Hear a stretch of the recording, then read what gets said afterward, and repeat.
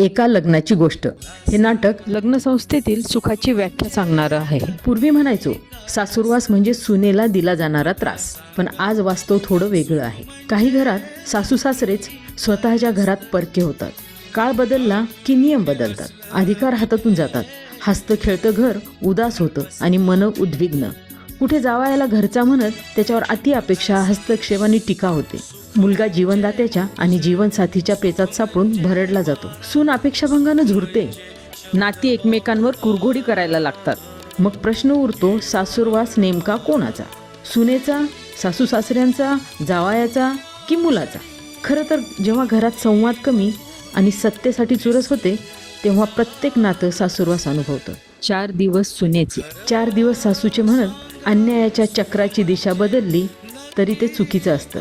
घर हे हिशेब चुकतं करण्याचं नाही, तर समज, समतोल आणि जबाबदारीचं ठिकाण असायला हवं.